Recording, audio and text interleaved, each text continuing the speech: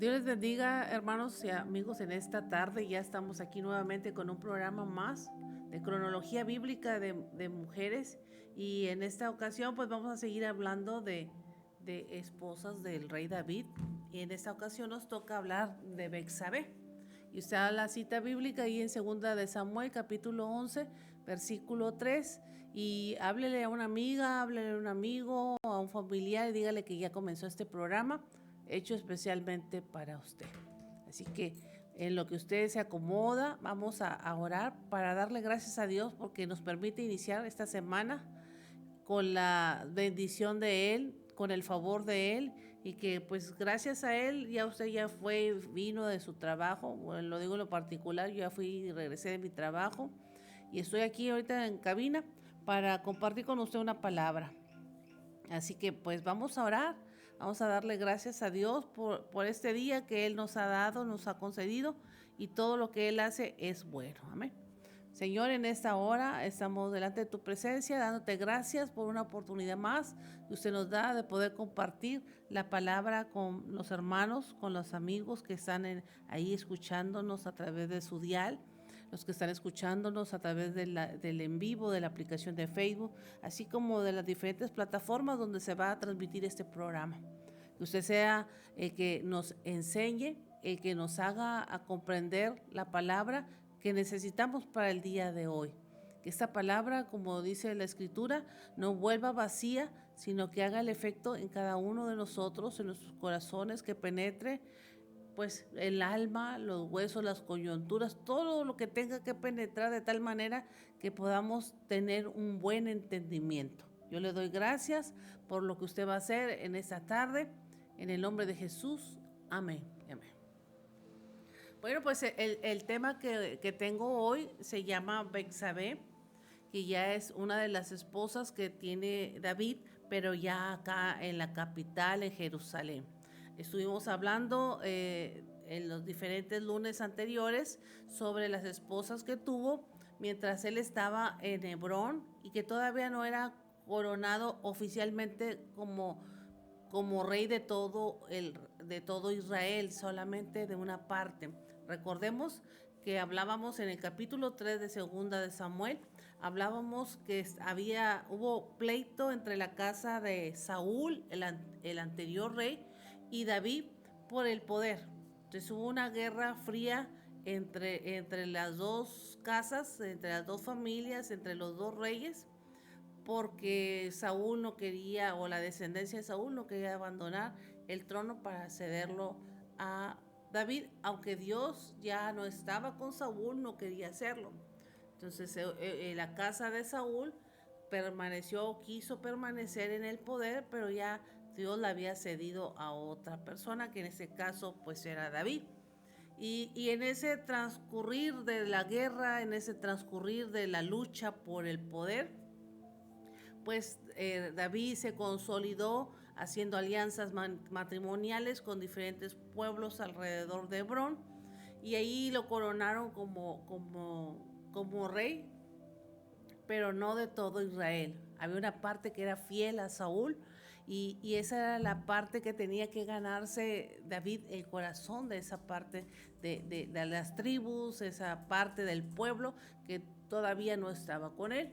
Se hace un movimiento entre las dos casas hasta que completamente Dios entrega el reinado total a David por diferentes circunstancias y cosas que pasaron, que en algunas vamos a estar todavía mencionando aquí, pero después de que la casa de David se levanta más y más y más y más, él comienza a gobernar sobre todo Israel. A partir del capítulo 5 comienza a gobernar porque muere el último, por decirlo así, el último descendiente de Saúl, que no quería ceder el trono, que era Isboset.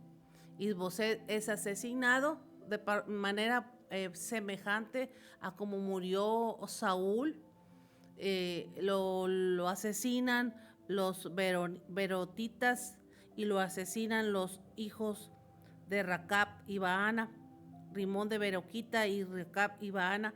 Estos eran asesinos a sueldo y lo mataron en su cama, en su casa, y le llevaron la cabeza a David, creyendo que David los iba a gratificar porque había terminado con la vida de su enemigo, y los mandó a asesinar como cuando el sirviente que fue a llevarle noticias de que había muerto Saúl. Recordemos que Saúl no lo mataron, Saúl se asesinó él solo al enterrarse su espada, y esa persona aprovechó para ir a decirle a David que había matado a Saúl para ganarse el favor de él, y lo matan a ese siervo que da las noticias de que Saúl había muerto. De la misma manera, este hijo de Saúl, que era el que quedaba todavía peleando el trono, que es Isboset, muere, pero muere dormidito en su cama, lo matan estos hombres. Y cuando van y llevan la cabeza de él ante David, David también los manda a matar porque no se debía de haber hecho tal vileza de matar a una persona indefensa porque estaba dormido, lo mataron mientras dormía. Entonces así es como David se queda completamente como rey de Israel, porque ya no había quien lo confrontara de la casa de Saúl. Y ahí dice, voy a leer un poquito antes el versículo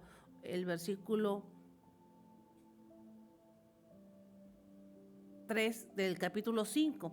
Vinieron pues todos los ancianos de Israel al rey en Hebrón, todavía estaba David en Hebrón, y el rey David hizo pacto con ellos en Hebrón delante de Jehová, y lo ungieron a David por rey sobre Israel, y era David en ese entonces de 30 años, cuando comenzó a reinar, y reinó 40 años. En Hebrón reinó sobre Judá 7 años y 6 meses, y en Jerusalén reinó 33 años sobre todo Israel y Judá. Solamente una parte de la tribu era la que él gobernaba, pero después de que muere ese descendiente de Saúl, los mismos ancianos lo convierten en rey de todo Israel. Y aquí comienza una serie de guerras, para consolidar su reinado David contra los filisteos, contra los amalecitas, contra los de Amón, con todos los enemigos del pueblo de Israel. Que los más así que siempre tuvo Saúl guerra fue con los filisteos, con los de Moab, con los de Amón. Con todos estos pueblos tuvo guerra, y hay un versículo en particular que dice que Dios le dio todas las victorias a David, le concedió todas las victorias de todos los reinos.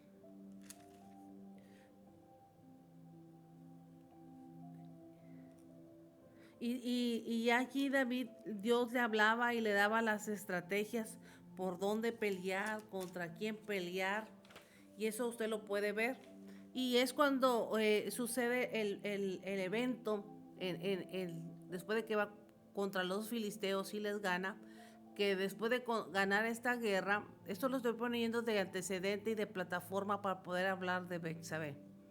El arca del pacto la recupera David y la quiere llevar a Jerusalén, donde él ya vivía, y sucede el evento de Usa, que muere porque llevan de manera impropia el arca en una carreta, etcétera, etcétera, que se nos ha predicado mucho sobre ese pasaje.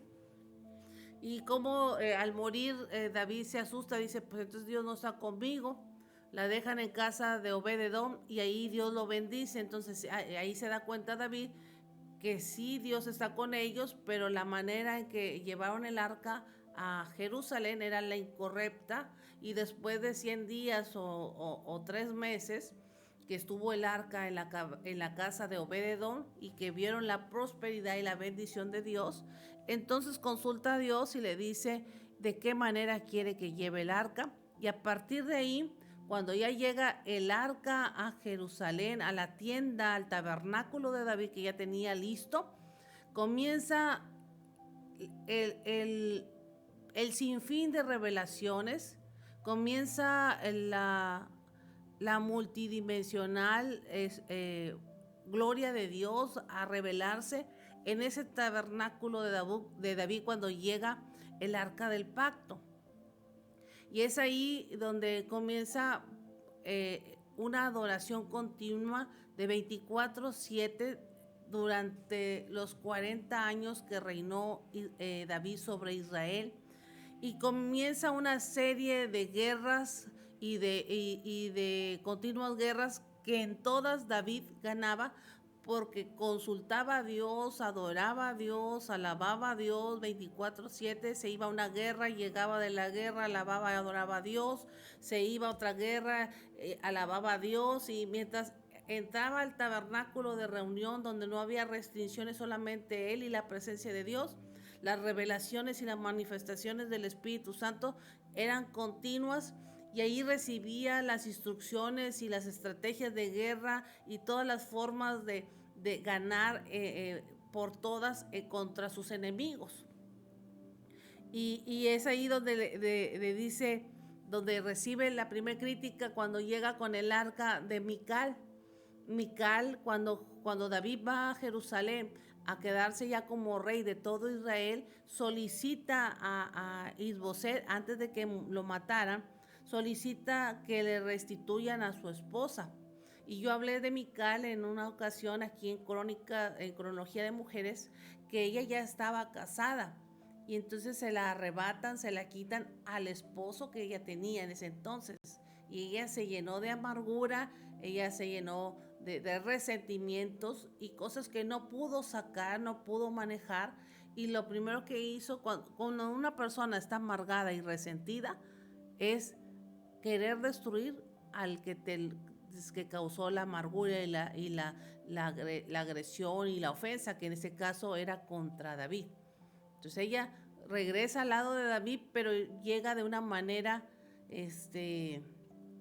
¿cómo diríamos? De una manera no agradable, de una manera no cómoda, de una manera no de su propia cuenta, sino la forzan a llegar ahí. Y esto le trae muchos problemas a David y también le trae problemas a ella, convivir con una persona que te obligan a vivir sin amor. Ahí es donde comienza el problema y la amargura en casa, ¿no? Y eso se reflejó en su relación marital, de tal manera que dice que por esa crítica de Mical contra David por haber adorado y alabado a Dios, esta mujer quedó estéril. David jamás no sé si la tocó o no, pero jamás pudo engendrar familia. O sea, ahí también intervino Dios, no solamente porque dijo, yo lo que hago, lo hago para Dios y no para agradar a nadie de esta tierra. David venía contento de la guerra, venía contento de poder tener la presencia de Dios en un tabernáculo para adorarlo, para tener ahí la presencia de Dios que le hablara continuamente. Y cuando no estamos sintonizados en el mismo canal con la persona que está a tu lado, te va a ser estorbo. Y esta mujer, Mical, fue estorbo para David. Pero David la desechó en el sentido de que primero es Dios que tú, primero es Dios que los demás. Mi relación con Dios es primero, y ahí adoró y alabó a Dios, y el resultado fue continuas bendiciones, continuas, podríamos decir, continuas victorias sobre sus guerras. Y también Dios le habló a través del profeta Natán de decirle que en su familia había un pacto eterno davídico y que de ahí nacería el Salvador del mundo. Dios confirma a través del profeta Natán que en la sangre, en la línea sanguínea del rey David, siempre iba a haber un rey y que iba a nacer el Salvador. Y eso dice en los versículos 15 16 y 17 del capítulo 7 de Segunda de Samuel, que dice, pero mi misericordia no se apartará de él como la aparté de Saúl, siempre estaré contigo. Será afirmada tu casa y tu reino para siempre delante de tu rostro, y tu trono será estable eternamente. Aunque había una disputa por los poderes del trono, la línea sanguínea de David estaba dando una palabra profética a Natán de que en esa línea sanguínea iba a nacer el Salvador. Conforme a todas esas palabras y conforme a esa visión, así le habló Natán a David. Y pues David se puso bien contento porque le dan una palabra donde le dicen que eternamente su casa iba a estar estable, iba a tener descendiente con temores, que tuvieran temor a Dios y que pudieran guardar el pacto. Entonces eso le dio tranquilidad, aunque cada una de nuestros familiares, hermanos e hijos, algunos, todos tenemos que tomar nuestra decisión, somos libres, tenemos libre albedrío para tomar nuestras decisiones. Dios estaba dando a través del profeta Natán una visión a futuro de que iba a haber una descendencia que tuviera temor a Dios y que en esa descendencia iba a nacer el Salvador del mundo.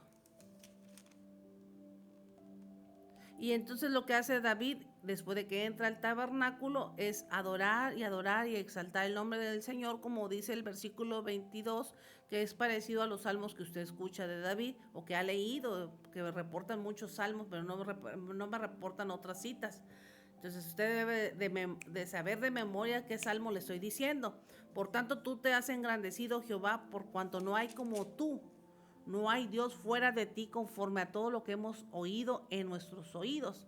Ahí para los que reportan salmos, a ver, póngame en el chat qué salmo es este.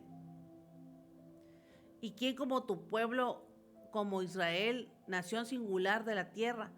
Porque fue Dios para rescatarlo por pueblo suyo y para ponerlo por nombre y para hacer grandezas a su favor, obras terribles a tu tierra por amor de tu pueblo que rescataste para ti de Egipto, de las naciones y de sus dioses.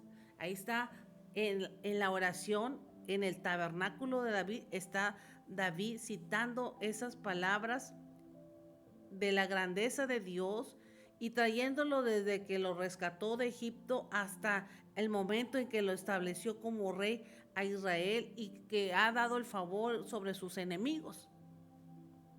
Porque tú, Jehová de los ejércitos, Dios de Israel, revelaste al oído de tu siervo diciendo, yo te edificaré casa.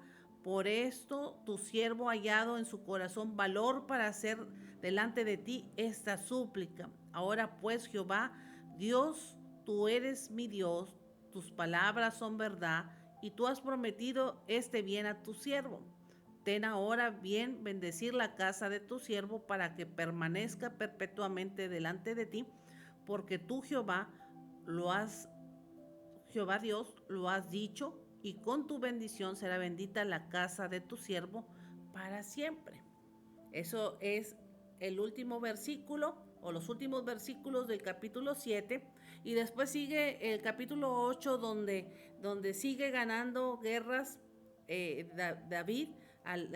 Nuevamente los filisteos eran un pueblo poderoso, le gana a los filisteos, les gana a los de Moab, les gana a los de al rey de Soba, recupera el territorio que está frente al río Éufrates y también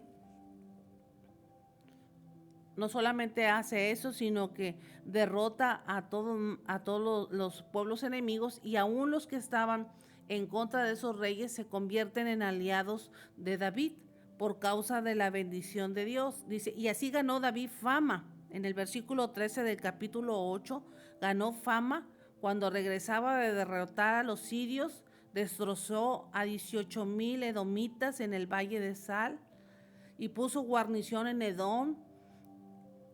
Y los edomitas fueron siervos de David, igual que los amalecitas, igual que los moabitas, igual que los amonitas.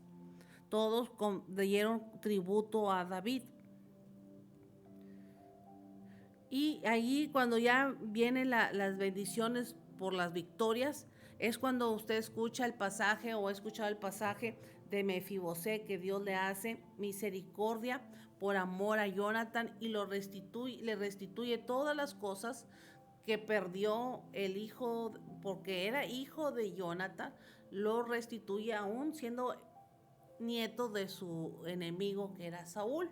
Entonces, Mefibosé, hijo de Jonathan, es restituido de su herencia y David, por amor al pacto que hizo con su amigo, lo deja ahí con él en el palacio para que comiera todos los días delante del rey, aunque estaba lisiado.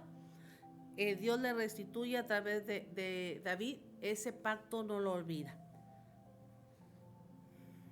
Y luego nuevamente se vuelven a levantar los hijos de Amón y otros países, otros territorios, otros pueblos enemigos, y David lucha contra ellos y los sirios vuelven a levantarse contra David y David los derrota y los mata a todos, como dice el versículo 18 del capítulo 10, y todos los que ayudaban a este rey de los sirios se pusieron tuvieron temor y se pusieron así que bajo tributo de David después de que fueron derrotados. Y es aquí donde comienza nuestra historia en el capítulo 11 de Segunda de Samuel, donde dice que aconteció al año siguiente, en el tiempo que los reyes salen a la guerra, que David envió a Joab, que era su capitán, y con él sus siervos y todo Israel, y destruyeron a los amonitas y sitiaron a Rabá, pero David se quedó en Jerusalén. David no se debía de haber quedado, pero se quedó. Y sucedió un día, aquí está la historia que vamos a hablar hoy. Y sucedió un día que al caer la tarde se levantó David de su lecho y se paseaba sobre el terrado de su casa real, y vio desde el terrado a una mujer que estaba bañándose, la cual era muy, muy, muy hermosa.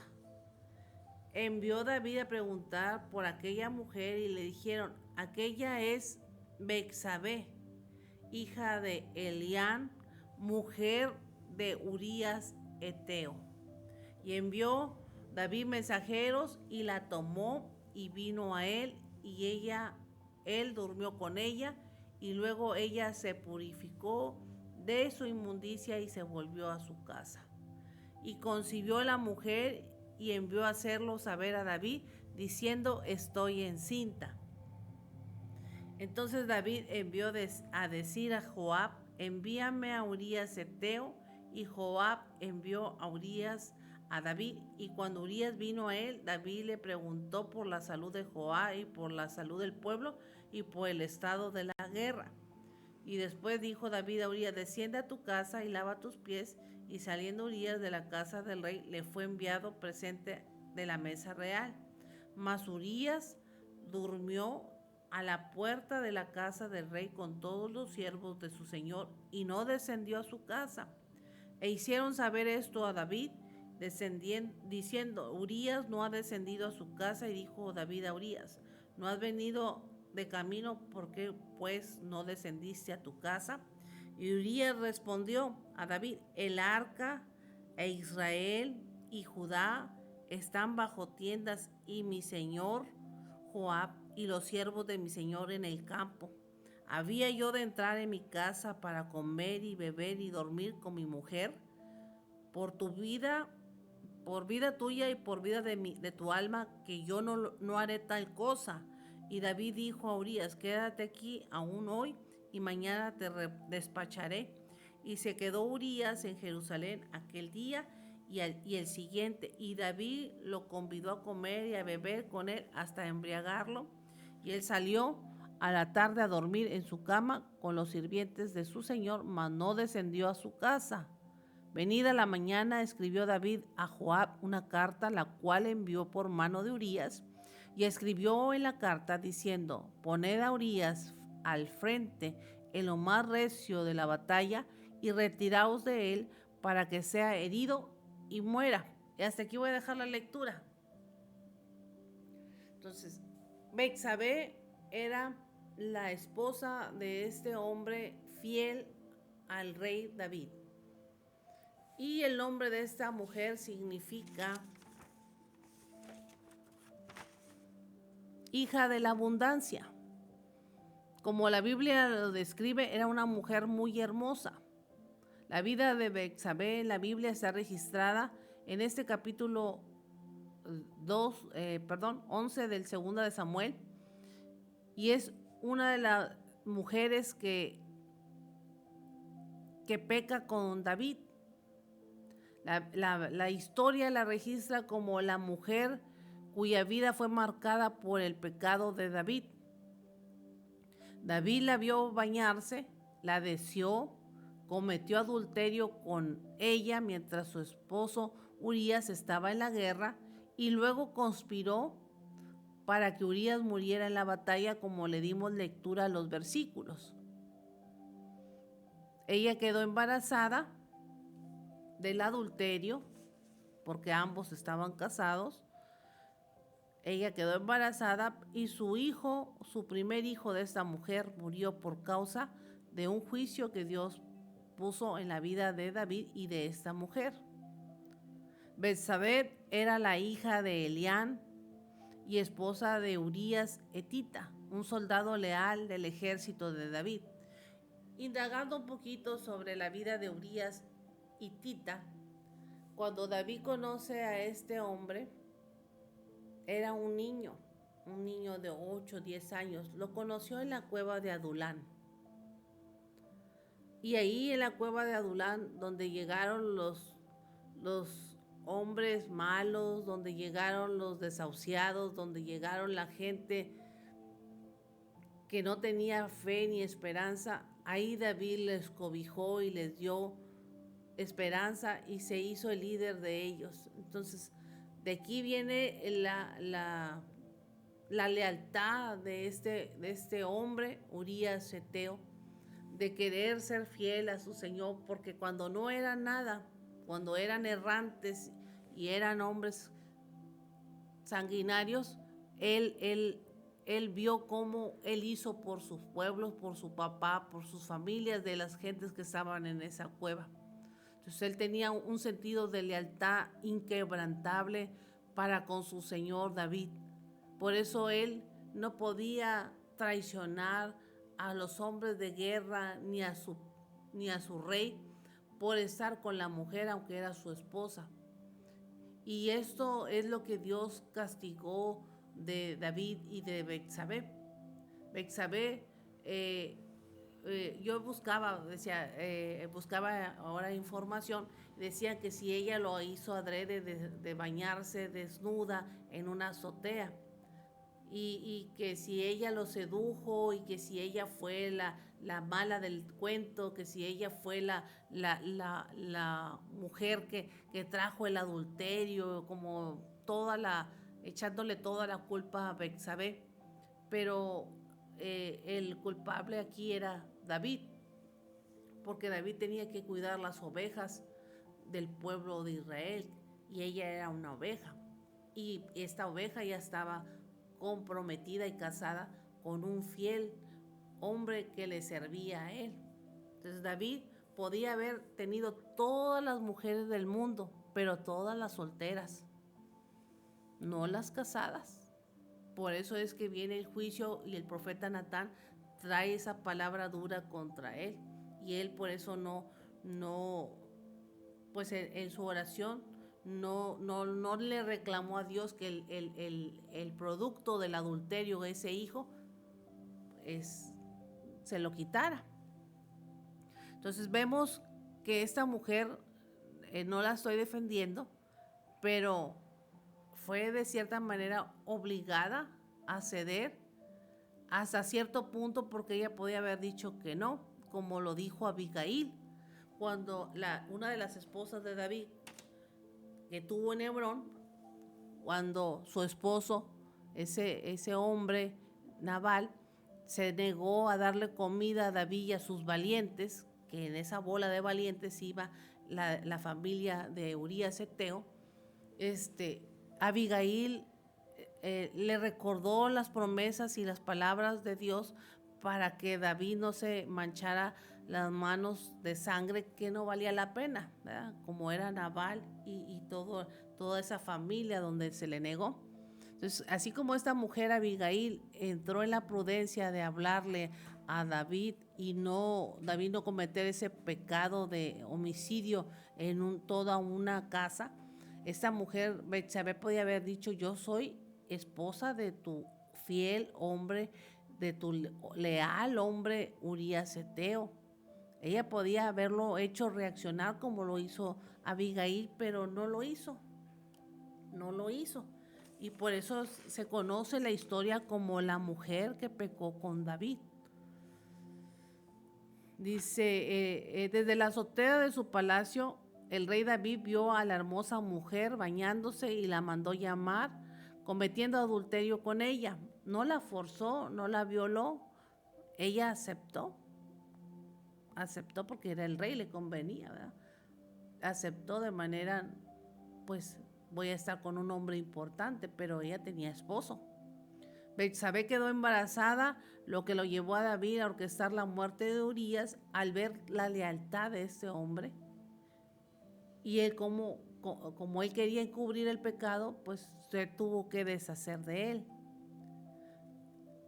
Las consecuencias de este acto de adulterio trajo una muerte o el castigo de este adulterio sobre gente inocente, que era ese bebé que iba a nacer. El profeta Natán confrontó a David y Dios castigó al primer hijo de Betsabé con la muerte. Tras la muerte del primer hijo, David consoló a Betsabé y se unió a ella, y Dios les dio otro hijo, que fue Salomón, a quien Dios amó y llamó Jededías, que significa amado del Señor. Y aquí vemos cómo progresa también, no solamente, usted Salmo 51 ve el arrepentimiento de David por el acto de adulterio y de homicidio contra Urías Eteo y contra Betsabé, cómo Dios trata con el rey David y él se arrepiente. Salmo 51 es una confesión de ese arrepentimiento y cómo se vuelve él a Dios y cómo le pide al Espíritu de Dios que le saque los archivos incrustados de maldad, porque él no debía de haber cometido adulterio con una oveja de Israel y más de un hombre tan leal como lo fue Urías.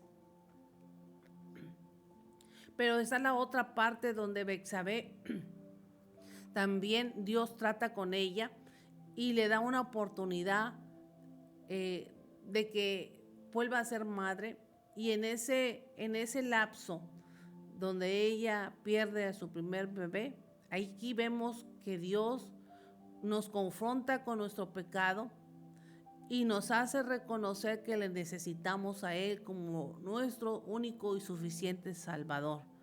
Y esto es lo que yo veo en la historia de Betsabé, que sí la regó al principio, que sí le falló a Dios, que sí pecó. Ella podía haber puesto un alto como mujer, aunque fuera el rey, y mejor haber muerto que faltarle al esposo. Ella no quería serle infiel.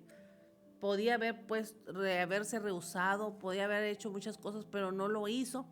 Pero Dios le da la oportunidad a esta mujer de restituirse, de volverse a Él, de arrepentirse, y una oportunidad de ser madre, engendrando con la legalidad que debe tener un matrimonio, un hijo dentro del matrimonio que no acarreará maldición y juicio.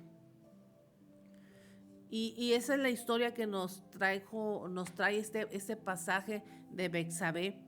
La historia de Betsabé nos recuerda que Dios tiene un plan y que Él puede obrar incluso a través de situaciones difíciles con personas imperfectas. Ella, aunque era hermosa, aunque significaba su nombre hija de la abundancia, ella le falló le falló a los principios de la palabra.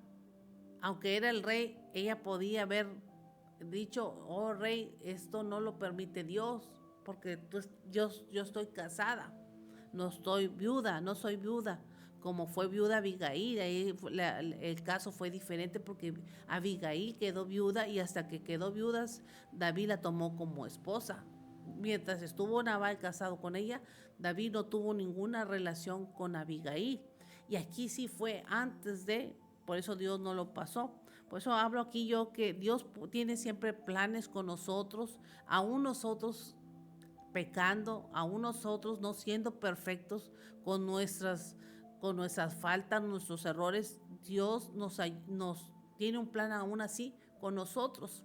Y esas son las situaciones difíciles, no que nos mete Dios, sino que nosotros mismos provocamos y vivimos las consecuencias de esos pecados.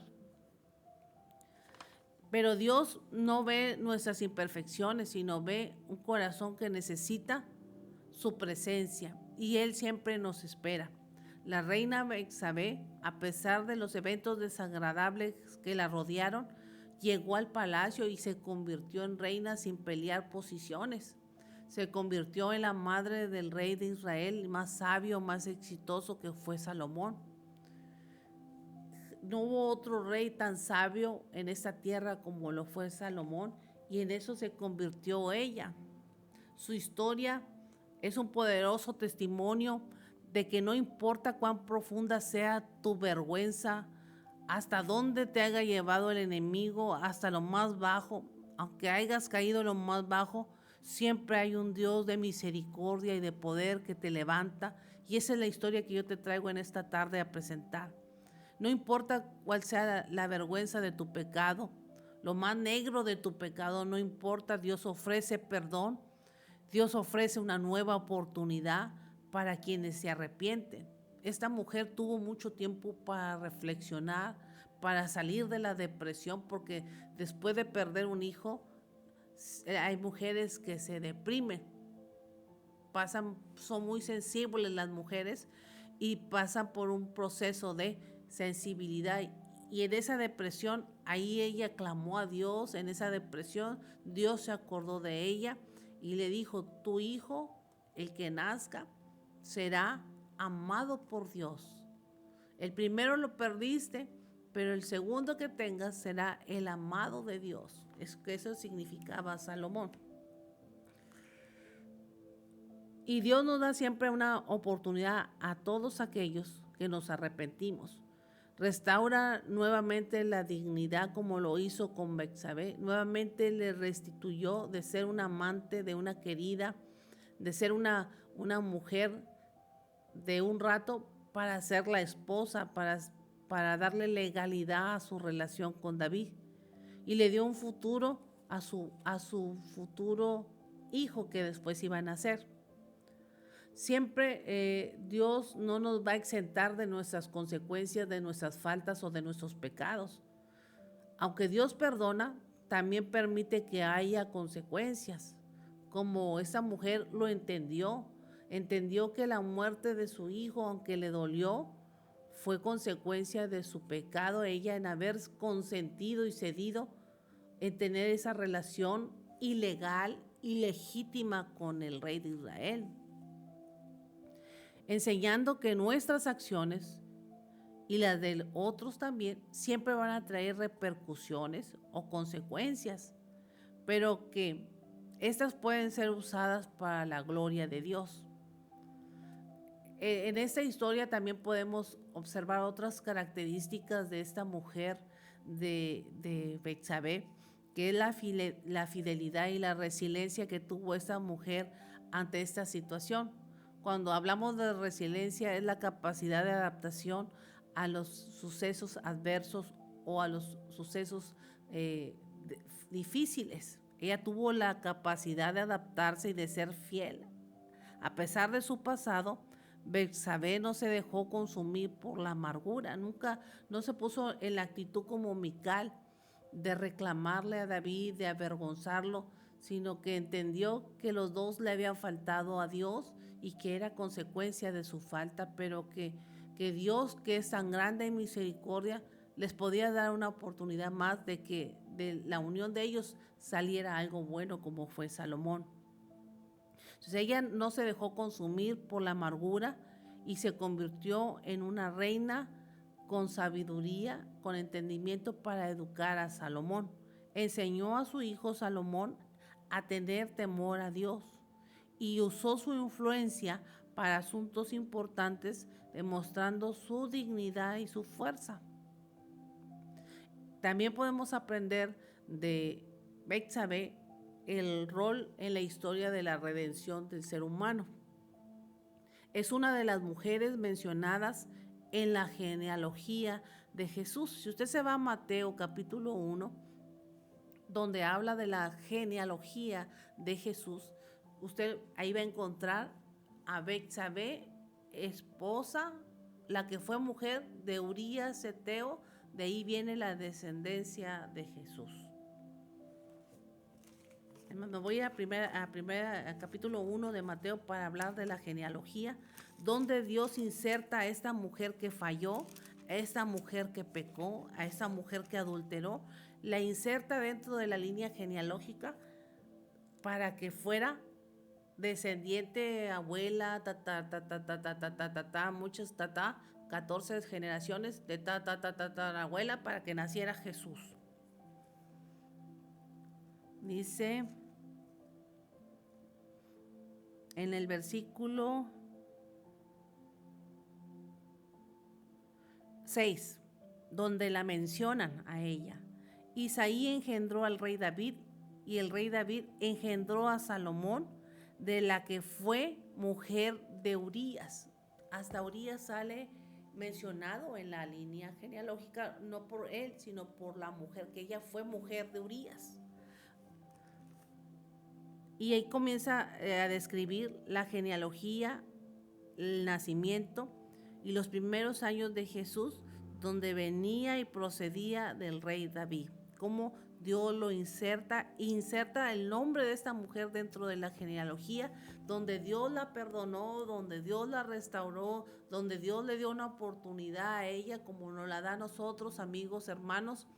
Tú puedes tener en tu nombre una línea que debes de seguir, porque el nombre marca tu destino, pero aún así que a veces hemos caído, que hemos pecado, que hemos vivido nuestras consecuencias, Dios está presto para perdonarnos, para darnos una oportunidad, para levantarnos después de haber, no de haber quedado hechos pedazos, sino de haber quedado hechos polvo, quizás por el problema, por el pecado, por las consecuencias de nuestro pecado. Aún del polvo, dice el salmista, tú me levantarás. O sea, cuando ya no quedó, cuando ya no te dejaron ni pedazos, cuando ya te destruyeron completamente y te hicieron polvito, aún del polvo, Dios nos levanta y nos vuelve a hacer de nuevo y nos da la oportunidad de volvernos a Él. Y esta mujer no perdió la oportunidad y quedó insertada dentro de la genealogía de nuestro Salvador. Y es la historia de la redención para usted y para mí, que Dios la integra como descendiente en la genealogía de Jesús para decirnos a usted y a mí, que estamos estudiando este pasaje, que Dios no necesita hombres y mujeres perfectos, necesita hombres y mujeres imperfectos para transformarlos y para darles la salvación como nos la dio a usted y a mí. Si usted y yo fuéramos perfectos, no necesitáramos la salvación. Entonces, para eso vino Cristo, para volvernos a Él que Él es perfecto. Su historia también puede ser vista a través del lente cultural, mostrando la vulnerabilidad de las mujeres en esa época, como la narrativa a menudo tiene que culpar a la víctima, aunque el foco principal es la redención divina. Podríamos ponerla a ella como la víctima, como que la obligaron, como que ella tenía que ceder porque era el rey, como que ella fue siempre inocente, pero también contribuyó en el pecado y pagó su consecuencia. Pero así como David nada más registra la oración de arrepentimiento, la oración de Betsabé no la registra. Pero con todo lo que padeció, con todo lo que vivió, Betsabé se arrepintió porque Dios le da una palabra profética a través del profeta Natán y le dice que su hijo sería el que se quedaría como sucesor de David. Betsabé nos enseña que la gracia de Dios es más grande que nuestras fallas. Tú y yo, amigo y hermano, no somos perfectos. Podemos tener muchas fallas, pero poderoso es Dios para levantarnos cada vez que nosotros clamamos a Él. Usted y yo tenemos una ventaja a comparación de Betsabé y todos los antiguos de la Biblia, que está el Espíritu Santo en nosotros, redarguyéndonos, concientizándonos de que necesitamos de Dios, que necesitamos buscar de Dios, y el Espíritu Santo nos tiene que ayudar a controlar nuestra carne para no estar cayendo cada vez en el pecado, para no estar cayendo cada vez en errores, para estar cayendo cada vez en faltas. Cuando un cristiano cae cada vez o siempre en pecado, es porque no tiene una relación constante con Dios y no le está pidiendo al Espíritu Santo que le ayude a contener su carne para no pecar. El Espíritu Santo nos ayuda a usted y a mí a vivir una vida en santificación, consagrada, apartada para Dios. Entonces, aquel hermano que diga, yo peco todos los días y Dios me perdona todos los días, entonces quiere decir que todos los días no busca a Dios. No podemos estar cayendo sin buscar la presencia de Dios. El Espíritu Santo nos tiene que ayudar a mantenernos en santidad. Una vez que le hemos conocido a Él, el Espíritu Santo nos ayuda. Betsabé en su momento no tenía la presencia como la tenía David, pero ella sabía que había un Dios todopoderoso, el cual la podía restituir y de regresarle su dignidad como mujer. Aunque había fallado, Dios podía perdonarla. Y eso es la gracia divina de Dios, que usted y yo tenemos esa oportunidad, que a través del arrepentimiento y de la fe podemos nosotros ser restaurados como lo fue David, como lo fue Betsabé, y tener un propósito divino incluso después de la vergüenza y del dolor, porque el pecado es lo que trae. El pecado trae vergüenza, el pecado trae dolor, pero aún en medio de esa vergüenza y de ese dolor, Dios es un Dios que restituye nuevamente nuestra dignidad como hijos de Él. Espiritualmente, Betsabé simboliza la belleza, simboliza la promesa, simboliza la redención, simboliza el poder de la fe para transformar las adversidades en gracia y legado. Su historia de esta mujer muestra la complejidad, muestra el poder y la redención, y refleja una figura influyente y con un carácter firme después de buscar de Dios. Su figura evoca a temas como amor. La figura de ella, cuando hablamos de Betsabé, no solamente nos habla de amor, nos habla de la lealtad, después de que tiene un encuentro con Dios, de la lealtad. Nos habla también del deseo, que a veces el pecado o nuestra naturaleza nos hace caer en pecados, concupiscencias. No, pero también nos habla del poder y de la redención de Dios, volvernos a restaurar si caemos en un pecado.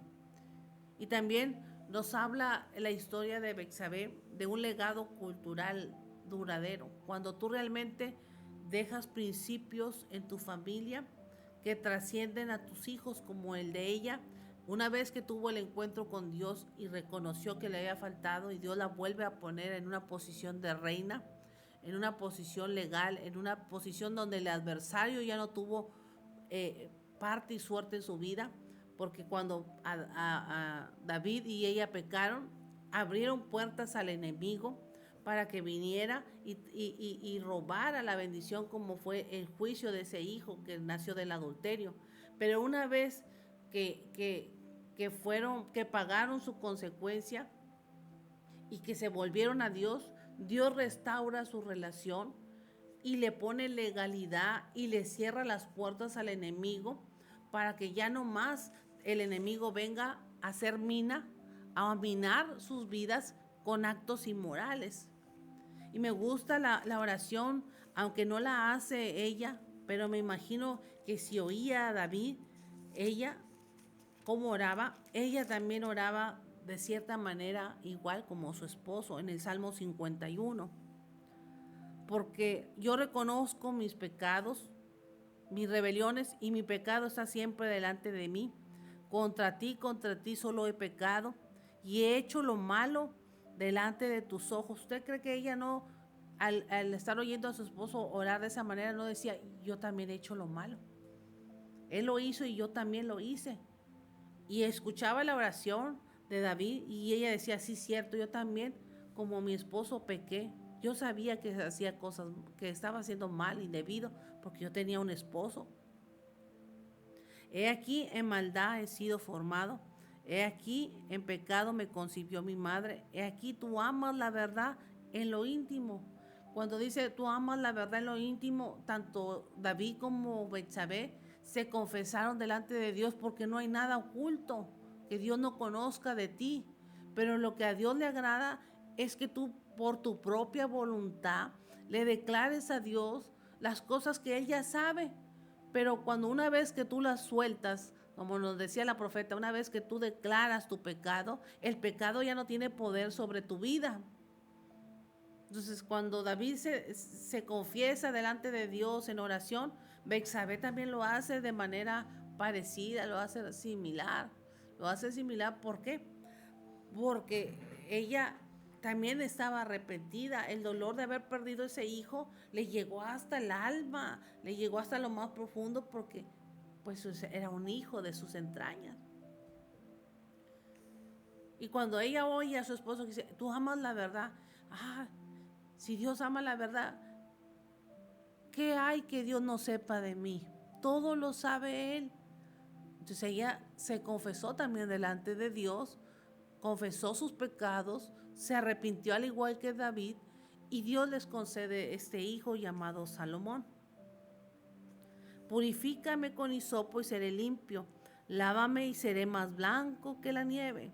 Hazme oír gozo y alegría, entonces se recrearán los huesos que estoy abatido, porque estoy sufriendo por el dolor, estoy sufriendo por las consecuencias de mi desobediencia, estoy sufriendo por haberme alejado de ti, estoy sufriendo allá en la soledad, en lo que el enemigo me ha arrastrado, me ha hecho, me ha puesto de cabeza, me ha puesto patas arriba, pero yo en este día voy delante de ti y me confieso para que tú me vuelvas a levantar. Esconde tu rostro de mis pecados y borra todas mis maldades. Y aquí es donde comienza la restauración, la restitución de nosotros con Dios y de nuestra dignidad. Crea en mí, oh Dios, un corazón limpio y renueva un espíritu recto dentro de mí. Y no me eches de tu presencia, no me eches de delante de ti, no me quites tu Santo Espíritu. Sígueme tocando, vuélveme el gozo de la salvación, y que un espíritu noble me sustente y me sostenga. Tu Espíritu Santo me sostenga. Entonces enseñaré a los transgresores tus caminos y a los pecadores que se conviertan a ti. Líbrame de homicidios, porque David ya había matado, y ella, pues de cierta manera, pues sí, mejor que se muera para yo estar con el rey. Ella lo estaba consintiendo, aunque ella no fue y lo mató, ni David lo mató personalmente, consintieron en que se muriera. Líbrame de homicidios, oh Dios, Dios de mi salvación, y cantará mi lengua tu justicia. Señor, abre mis labios y publicaré con mi boca tu alabanza, porque no quieres sacrificio que yo no lo daría. Los sacrificios son el espíritu quebrantado, el corazón contrito y humillado, tú no lo desprecias. Así que si tú no lo desprecias, sé que mi sacrificio de confesarme delante de ti, de arrepentirme, será agradable ante tus ojos, y tú me perdonarás. Esa es la oración que hizo David, y todo lo que David decía, yo me imagino, ¿verdad? Extraoficialmente lo dice la versión Reina Esther. Ella decía, yo también me arrepiento, yo también no quiero. Aquí está la pastora dice, ay, esa versión no existe, sí, es la que yo estoy poniendo ahorita. Mi versión.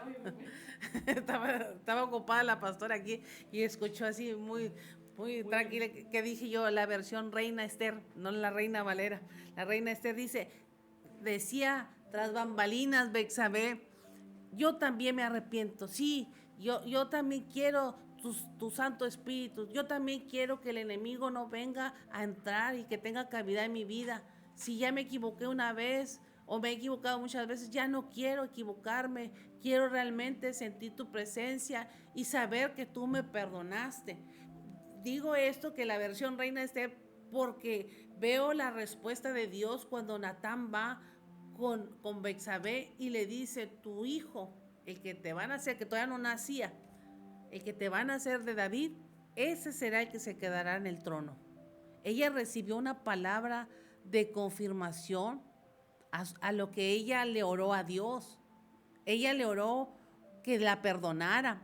Ella le oró a Dios y se confesó y le dijo, si tú realmente me has perdonado, tú me lo vas a demostrar. Y el profeta le confirmó que Dios le había perdonado, porque le dijo que su hijo sería el sucesor del rey David.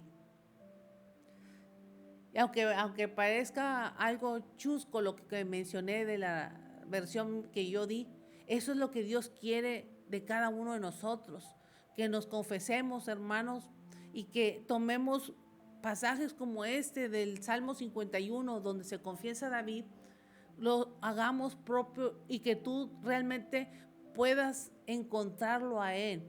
En Él hay esperanza, en Él hay salvación, en Él hay restauración. Y esta historia de hoy nos enseña que Dios no está presto para perdonar, que tú puedes haber fallado, tú puedes haber hecho el pecado más imperdonable en esta tierra, pero Dios te perdona. Si encuentra en ti un sincero arrepentimiento. Y el arrepentimiento es no volver a hacer los mismos hechos. El arrepentimiento es decir, ya no vuelvo atrás, ahora soy una nueva criatura en Cristo, las cosas viejas pasaron. Claro que voy a sufrir las consecuencias, claro que no va a ser todo color de rosa, claro que voy a padecer, porque Gálatas dice que todo lo que el hombre sembrare, eso lo cosechará. La diferencia, como yo lo he dicho cuando he estado enseñando, es que estamos bajo la gracia, y tú lo que vayas a pagar de lo que hiciste malo, de tus acciones, va a ser solamente algo mínimo, como una tarjeta de crédito, cuando a veces salen premiadas que dicen, usted no va a pagar todo su línea de crédito, que eran 50,000 pesos, ya no lo va a pagar, solamente va a pagar el mínimo, que son 1,500 o 2,000 pesos. Es un pago mínimo para una cantidad que se gastó grande. Entonces, eso es la gracia, que sí vamos a pagar, sí vamos a padecer consecuencias de nuestros actos, porque nuestras decisiones todas van a pesar, pero la diferencia es que Dios nos va a ayudar en el trayecto de afrontar o confrontar esas consecuencias. Yo, analizando la historia de Pablo todo el tiempo de apóstol de los gentiles, su ministerio fue totalmente casi en la cárcel. No estuvo libre y murió en una cárcel. ¿Por qué? Si fue el apóstol que más predicó, ¿por qué? Si fue el apóstol que más llevó el evangelio, se la pasó a la cárcel. Porque no fue perita dulce, mató a muchos cristianos. Y la sangre de esos cristianos reclamaba allá en el cielo que se pagara por esos delitos.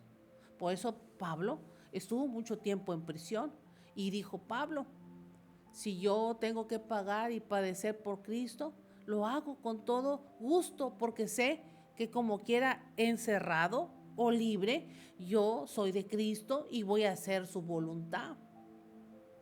Entonces, nosotros a veces creemos que cuando venimos a Cristo arrepentidos, ya no vamos a pagar consecuencias de nuestras decisiones anteriores cuando anduvimos en el mundo. Sí vamos a pagar, pero Dios va a estar contigo. El Espíritu Santo te va a ayudar a poder soportar las consecuencias de esas decisiones. Como vemos este caso de Betsabé, fue difícil para ella perder su primer hijo, fue difícil para David, pero Dios los recompensó, les restituyó dándoles un segundo hijo, que fue el hombre más sabio del mundo. Entonces, en esta tarde, amigos, hermanos, Dios quiere restituirte lo que has perdido o lo que has padecido por tus decisiones equivocadas. ¿Cómo Dios puede restituirte? Cuando tú te vuelves a Él. Cuando tú cierras las puertas al enemigo por las cosas que decidiste en el pasado, que abriste puertas, este es el día de cerrarlas, como la hizo David, cuando dijo: en pecado fui concebido, en pecado me concibió mi madre. Yo lo he explicado, que ahí David sacó sus archivos incrustados en su alma, en su espíritu, en su línea genealógica, porque fallaba en adulterio, en tener muchas mujeres, en no llenar en ese tipo, en el área sexual, pero se dio cuenta que era hijo, venía de una descendiente de los moabitas, que era su no sé cuántas la abuela era Ruth, la moabita. Aunque Ruth no era mala, la línea sanguínea de esa mujer moabita, Ruth, era producto del incesto. Por eso ese pecado continuamente tocó en la familia de David. David buscó a Dios, pero no todos los hijos de David buscaron a Dios. Entonces cada uno de nosotros vamos a hacer, vamos a ahora sí que a las decisiones que tomemos vamos a afrontarlas. Cuando tenemos un libre albedrío, cada quien va a responder, pero él como padre que engendró a sus hijos, él arrancó la raíz de maldición, de adulterio, de fornicación, de lascivia, de incesto, todo lo que había. Cuando él reconoce que en pecado fue concebido y la descendencia por donde provenía, de una mujer, nació de una concubina, hijo de la concubina, hijo de la otra, hijo bastardo, y aparte de bastardo, que venía de ser un hijo bastardo, también venía de una descendencia de incesto. Dijo: aquí es el tiempo de que yo tengo que cortar con esta maldición, desarraigar esas maldiciones, de esos archivos incrustados en la genética, para que ya no más mi descendencia sea maldita. Y Betsabé hizo la parte que le correspondía a ella como mujer. Él como hombre, como padre, y ella como madre. Los dos se arrepintieron, los dos buscaron a Dios, los dos cerraron ese capítulo, cerraron puertas al enemigo, cerraron puertas a las maldiciones, para que su descendencia no fuera maldecida por herencia genética, que heredaran los espíritus cíclicos de adulterio, de fornicación, de incesto, de lujuria. Que ya después Salomón peca, es porque él, por su libre albedrío, él tomó sus decisiones, pero ya no estaban esas maldiciones en él, porque cuando le es concebido Salomón es concebido bien, en una restauración de su papá y de su mamá. Así que, amigos, hermanos, en esta tarde, no sé qué tengas tú que pedirle a Dios que restaure en tu vida. No sé qué capítulo tengas que cerrar que todavía está abierto y que el enemigo tiene parte y suerte. Pero este es el día que Dios ha hecho para que tú vengas al conocimiento de Él y para que le pidas perdón y le digas: Señor, no recuerdo de dónde viene el mal en mi familia, en mis hijos, en mi descendencia, pero yo te pido, Espíritu Santo, que tú traigas a memoria esos datos, esos archivos incrustados que están dentro de mi genealogía, para cancelar toda maldición a mis descendientes, todavía con dientes. A mis descendientes con dientes, porque ya ascendientes ya son los viejitos, ¿verdad? Que no tienen dientes. A mis descendientes, para sacarlos, para esos archivos que están incrustados, sacarlos y cancelarlos completamente. Porque en ti hay poder de restauración, en ti hay poder, Señor, para limpiar y purificar todo pecado que hay en nuestras vidas. Esa sangre sigue siendo viva y eficaz para perdonarnos de todo pecado que pueda haber en nuestra familia, en nuestras vidas, y que ese es el tiempo de confesarlos, no a los hombres, no a la pastora, no a ningún líder, sino a ti. Y más que estamos cerrando el año, pues qué mejor que cerrarlo el año sin que haya nada pendiente. Todo lo que todavía está ahí, que no lo entiendo, que no lo percibo, pero que me tiene aquí pausado, que me tiene adormecido, que no me deja dormir, que me tiene con insomnio, que me tiene con los ojos abiertos y con el oráculo volteado. Es necesario que yo lo declare para que tú cortes toda maldición, y si hubiera algún hechizo y si hubiera brujería que alguien me hizo o que yo di cavidad para que la hicieran, en este día yo cancelo con todo pacto de las tinieblas, inconsciente o conscientemente, que yo permití que entrara, pero hasta aquí. Pero eso lo tienes que hacer tú, hermano. O sea, yo puedo reprenderte el diablo, sacarte el demonio y todo eso, pero tú vas a seguir ya limpiecito, irte a ensuciar más. Tú tienes que decidir, tú tienes que darle esa oportunidad a Dios, y Dios nomás está esperando, como lo hemos dicho. Él está con los brazos cruzados, esperando que tú digas: aquí estoy yo, Señor, perdóname, libérame, hazme libre, sácame de mí todo lo que no te gusta, todo lo que es malo, sácalo. Pero si tú no lo declaras, si tú no lo dices, Dios no lo va a hacer, aunque tú estés sufriendo mucho, aunque tú estés padeciendo mucho. Necesita la autorización tuya y la autorización mía para que Dios pueda hacer una restauración. Así que en esta noche es una noche de restauración, es un hermoso tema. Betsabé se dio cuenta.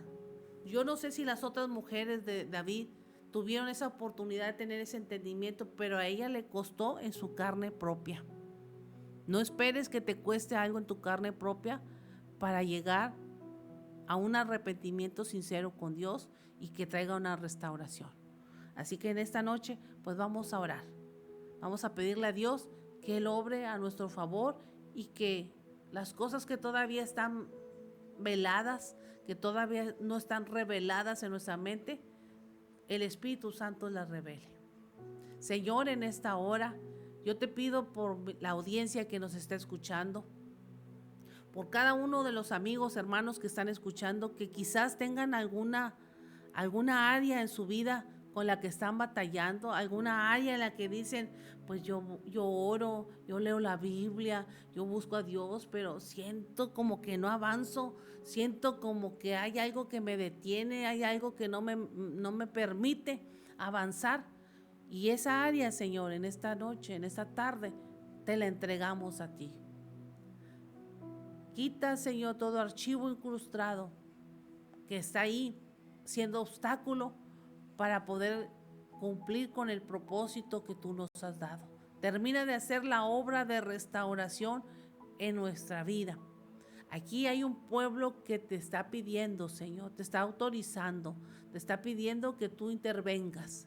Y en esta hora te pedimos que intervengas a nuestro favor, de cada uno de los que estamos escuchando esta palabra, en las áreas donde necesitamos sanidad, en las áreas donde necesitamos restauración. Obra tú, Espíritu Santo, y desarraiga de lo más profundo de nuestro ser, de nuestro espíritu, toda obra de maldad y todo archivo que Satanás ha puesto en nuestra genética, que impide alcanzar el propósito y la misión por la cual tú nos permitiste nacer en esta tierra.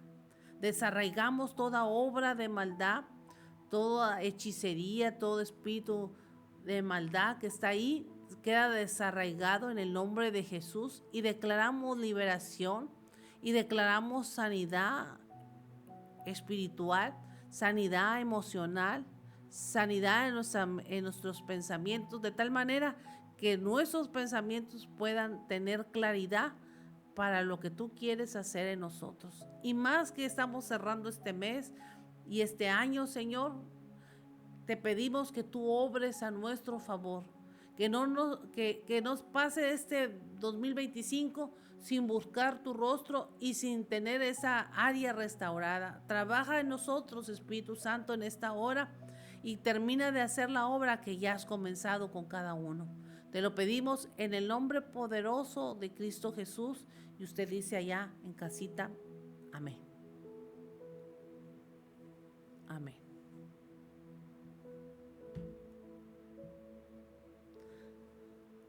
Pues esta historia me gustó mucho, la historia de Betsabé, porque es una historia Dios, del Dios de oportunidades que usted y yo le servimos. Y así como puede presentarse algo malo, Dios de algo malo puede hacer algo precioso, maravilloso, cuando tú y yo le damos la oportunidad a Él. Así que gracias por habernos escuchado en esta noche. Les recuerdo que este jueves 25 de diciembre seguiré con el estudio del Espíritu Santo. Sé que algunos quizás no puedan escuchar el programa porque van a estar en familia, pero pues yo voy a, como quiera, estar aquí haciendo el programa y lo estaremos subiendo a la plataforma del canal de YouTube para que usted después lo pueda escuchar. Así que gracias por habernos acompañado y que pues pase felices fiestas y que sobre todo no se vaya a pelear este 24 por el pollo, por los tamales o por el menudo.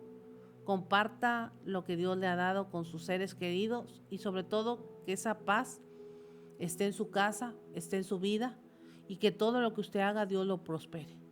Así que Dios le bendiga, Dios le guarde y nos vemos aquí el día jueves. Bendiciones.